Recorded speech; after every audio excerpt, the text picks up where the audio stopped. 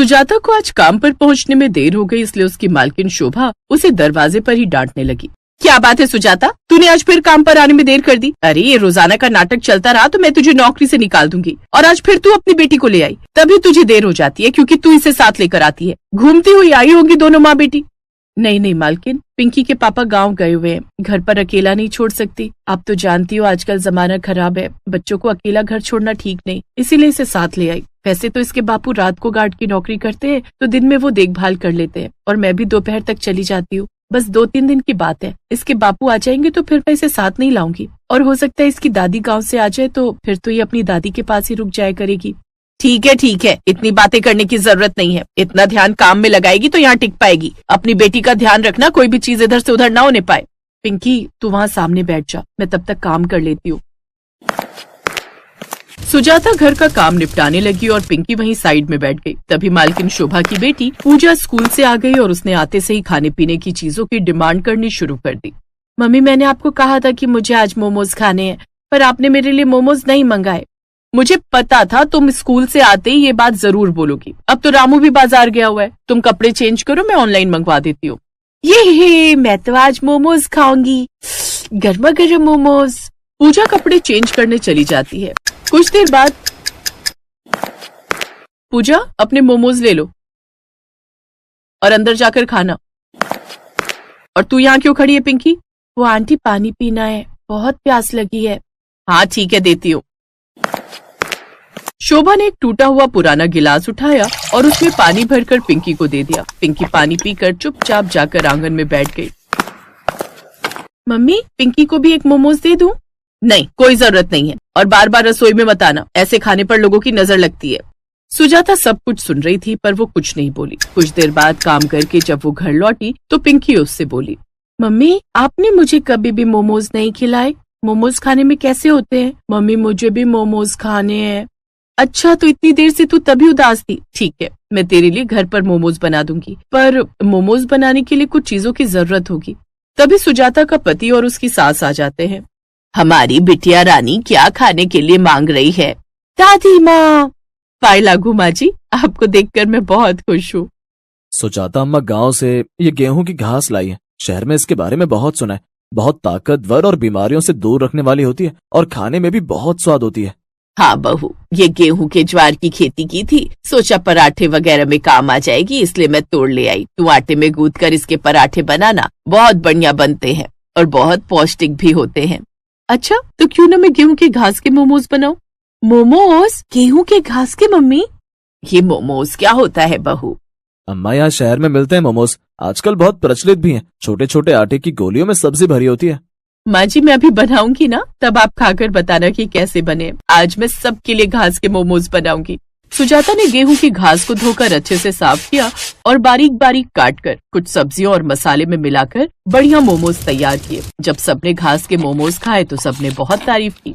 बहू, ये तो बहुत बढ़िया व्यंजन है, मजा आ गया खाकर। क्या नाम है इसका? मोमोज। दादी, मोमोज नहीं, मोमोज। हाँ, यही मोमोज। मैंने जितनी बार भी मोमोज की दुकान पर देखा है, किसी ने भी घास के मोमोज नहीं बनाए। मैं सोच रही हूँ मैं एक बार ट्राई करके देखूं, शायद काम चल जाए। पर इसके लिए मुझे ये गेहूं का ताजा ज्वार मिलेगा कहाँ? अरे बहू, अगर तुमने काम शुरू करना है तो गेहूं का ज्वार तो मैं ही तुम्हें उगा कर दे दूंगी। वो तो घर पर उगाना भी बहुत आसान है। अगर ऐसा हो जाए तो हम एक नए काम की शुरुआत कर सकते हैं। सुनो जी, तुम इसमें मेरी मदद करोगे? क्यों नहीं सुजाता, जरूर करूंगा। मुझे भी तुम्हारा ये आइडिया बहुत अच्छा लग रहा है। तुम काम शुरू करो, मैं भी तुम्हारे साथ हूँ। सुजाता जानती थी कि उसका आने वाला भविष्य तभी अच्छा हो सकता है जब वो खुद से मेहनत करके कोई काम शुरू करे। अगले दिन सुजाता शोभा के घर गई और उसने काम के लिए मना कर दिया। क्या हुआ, तू काम क्यों छोड़ रही है? कहीं और काम पकड़ लिया है क्या?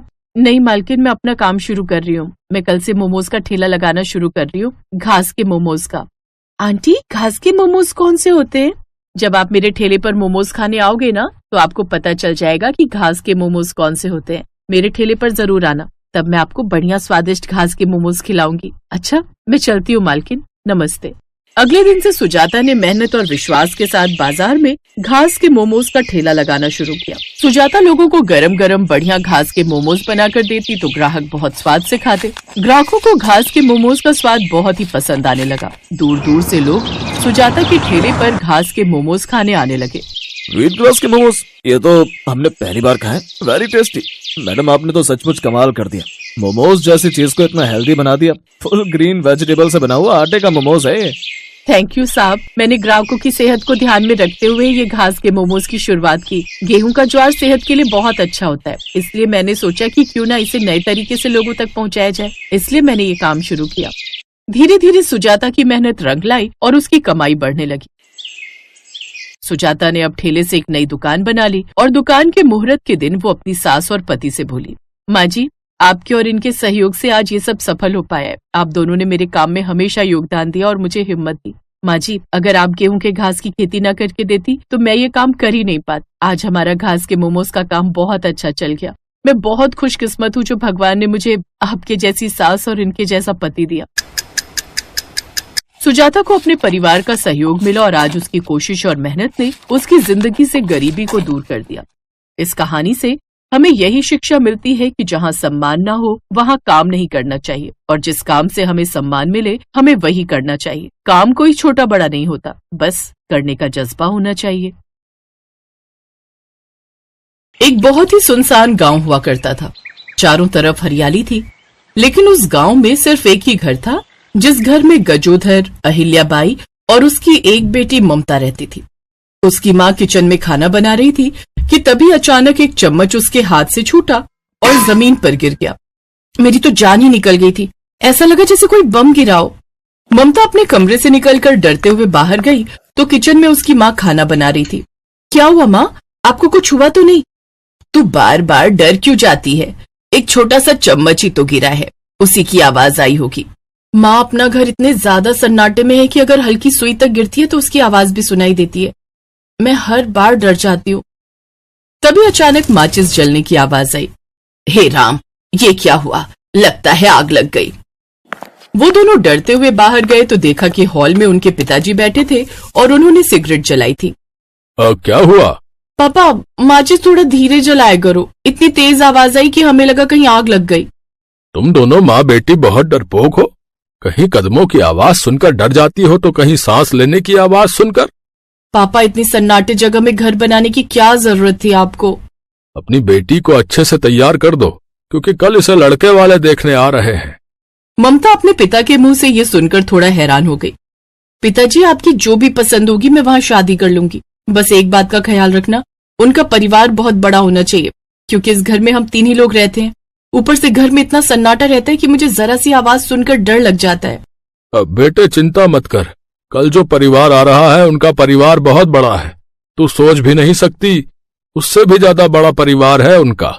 ये सुनकर ममता खुश हो गई। ममता चाय लेकर आई और इतना बड़ा परिवार देखकर वो बहुत खुश हो गई। पहली बार उसे अपने ही घर में डर नहीं लग रहा था। लड़के शेखर की शादी ममता के साथ तय हो गई, लेकिन उनके जाते ही सन्नाटा एक बार फिर से छा गया। माँ, पिताजी, इन सब के जाते ही सन्नाटा कितना ज्यादा हो गया ना। मुझे तो अपनी सांसों की आवाज तक सुनाई दे रही है। कुछ ही महीनों बाद शेखर की शादी ममता के साथ हो गई।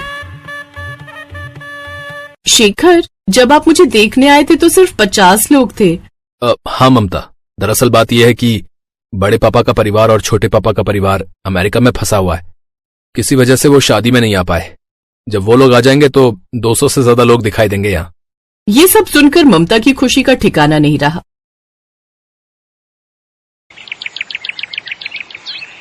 अरे बहू, तुझे छोले भटूरे बनाने आते हैं क्या? हाँ सासू माँ, मुझे बहुत अच्छे छोले भटूरे बनाने आते हैं। और आपने तो मेरे मन की बात ही छीन ली। मुझे भी छोले भटूरे बहुत पसंद है। फिर तो बहुत अच्छी बात है बेटा। हमारे घर में सभी लोगों को छोले भटूरे बहुत पसंद है, लेकिन बनाना किसी को भी नहीं आता। हर महीने मुझे बाहर से छोले भटूरे मंगाने पड़ते हैं। जल्दी से हम सबके लिए छोले भटूरे बना दे। अरे कोई बात नहीं सासू माँ, आप परेशान मत होइए, बस छोले भटूरे का इंतजार करिए। जीती रहो बहू, तुम्हें पाकर हमारा पूरा परिवार धन्य हो गया। देख रही हो दीदी, हमारी नई देवरानी साहिबा को लग रहा है कि सासू माँ इसे बहुत प्यार करती हैं, लेकिन शायद इसे नहीं पता कि ये हमारे चक्रव्यूह में फंस गई है। तूने बिल्कुल सही कहा माया। भटूरे बनाते बनाते कुछ ही दिनों में इसकी हालत खराब हो जाएगी, तब पता चलेगा इसे। पूरे परिवार के लिए ममता ने छोले भटूरे बनाए सबके लिए 2-3 भटूरे भी अगर वो बनाती है तब भी लगभग 1000 तो हो ही जाएंगे। सासू माँ, छोले भटूरे तैयार हैं, आप सब लोग बैठ जाइए, हम लोग अभी लेकर आते हैं। सब लोग खाने की टेबल पर बैठ गए, तभी वहां पर उसकी जेठानी आ गई। देवरानी जी, क्या कहा आपने? हम लोग लेकर आते हैं। आज तेरी पहली रसोई है, इसीलिए सबको खाना तो अकेले ही परोसेगी। ये इस घर का नियम है, हमारे साथ भी ऐसा ही हुआ था। कोई बात नहीं जेठानी जी, मुझे पहली बार इतने सारे लोगों के साथ रहने का और उनकी सेवा करने का मौका मिला है, इससे बड़ी खुशी मेरे लिए क्या हो सकती है। ममता ने खुशी खुशी सभी को खाना परोस दिया। पूरे परिवार को छोले भटूरे बहुत पसंद आए। ममता, तेरे हाथ में तो जादू है, आज के बाद इस घर में छोले भटूरे के अलावा कुछ नहीं बनेगा। बिल्कुल सही कहा तुमने भाग्यवान, बहू साक्षात अन्नपूर्णा है। हमारा परिवार जनसंख्या की दृष्टि से तो बहुत आगे है ही, लेकिन लंबी लंबी फेंकने में भी बहुत आगे है। सासू माँ, ससुर जी, मैं बचपन से ही बहुत छोटे परिवार में रह रही हूँ, यहाँ तक कि हमारे गांव में सिर्फ अकेला ही गांव है। आप लोगों ने देखा ही है, इतने बड़े परिवार की सेवा करके मुझे बहुत अच्छा लग रहा है। पूरे परिवार ने उसकी तारीफों के पुल बांधने शुरू कर दिए, क्योंकि अब उनके परिवार को भटूरे बनाने वाली बहू के रूप में एक नौकरानी मिल चुकी थी। उनका परिवार सुबह शाम ममता से सिर्फ छोले भटूरे ही बनवाते थे, बाकी कोई काम नहीं करने देते थे। अरे ममता बेटा, आज हमारे घर में कुछ रिश्तेदार आ रहे हैं, मैं उन सभी को तेरे हाथ के छोले भटूरे खिलाना चाहती हूँ। कई महीने बीत चुके थे, इसीलिए अब ममता छोले भटूरे बनाने का नाम सुनते ही डर जाती थी, लेकिन काम तो उसे करना ही था। ठीक है सासू माँ, कितने लोगों के लिए बनाने हैं? 400-500 लोगों के लिए बना दे। ये सुनकर ममता घबरा गई। कभी कभी सोचती हूँ इतना बड़ा परिवार आखिर बना कैसे होगा, ये परिवार है या इंसान पैदा करने की मशीन। खैर, ममता रसोई घर में चली गई, सभी के लिए छोले भटूरे बनाने लगी। मुझे ही बड़े परिवार में जाना था, लेकिन इतने बड़े परिवार में भेज दिया तूने भगवान। शाहरुख खान ने सही कहा था कि किसी चीज को दिल से चाहो तो पूरी कायनात उसे तुम्हें मिलाने में लग जाती है। अब जब पूरी कायनात मेरे लिए काम कर रही थी तो इतना बड़ा परिवार तो मिलना ही था। कम से कम 2000 भटूरे बनाते बनाते उसकी सांस फूल गई और वो वहीं बेहोश होकर गिर गई। आपकी पत्नी किसी बहुत बड़े होटल में काम करती है क्या? अरे नहीं नहीं डॉक्टर साहब, मेरी बीवी किसी होटल में काम करेगी? आप तो मुझे जानते हैं ना। दरअसल इसकी पूरी बॉडी के अंदर तेल और मसाले के तत्व चिपक चुके हैं। ऐसा उन्हीं के साथ होता है जो 5 घंटे से भी ज्यादा रसोई घर में बिताते हैं। सही टाइम पर ले आए आप, वरना इनकी तो दिल की धड़कनें तक रुक चुकी थी। डॉक्टर साहब ने उसे कम से कम 15 दिनों के लिए एडमिट कर दिया। छोले भटूरे के लालच में हम लोगों ने बहू के बारे में तो कुछ सोचा ही नहीं, बेचारी मरते मरते बची है। तुम सब उसकी मदद नहीं करती थी क्या रसोई घर में? माँ जी, हम ज्यादा से ज्यादा क्या ही कर सकते हैं, सिर्फ मसाले बनाकर दे सकते हैं, बाकी सारा काम तो उसे ही करना पड़ता था ना। आपने इतनी ज्यादा तारीफ कर दी कि वो बेचारी ना भी नहीं कह पाई। 15 दिन बाद शेखर उसे घर ले आया। आप सब लोग कान खोलकर सुन लीजिए, मैं कई दिनों से ममता की हालत देख रहा था, पर कुछ कह नहीं पा रहा था, वरना आप लोग मुझे बीवी का गुलाम कहने लगते। लेकिन इसकी हालत बहुत खराब हो चुकी थी।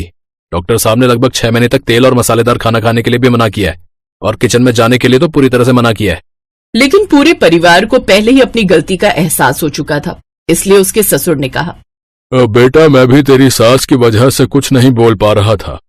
ममता बेटा, हम वैसे भी तुझे अब इतनी मेहनत नहीं करने देंगे। अब तू घर का कोई काम नहीं करेगी, कम से कम 2 साल, और उसके बाद भी कभी कभी छोले भटूरे बना दिया करना, बस। इतना बड़ा परिवार मुझे मिला, अगर आप लोगों की सेवा करते करते मेरी जान भी चली जाती तो भी मुझे किसी बात का दुख नहीं होता। ये तो फेंकने में सासू माँ से भी बड़ी निकली, परिवार का असर तो पड़ेगा ही। तो इस तरह से उस दिन के बाद से उनके पूरे परिवार ने ममता को ज्यादा काम नहीं करने दिया।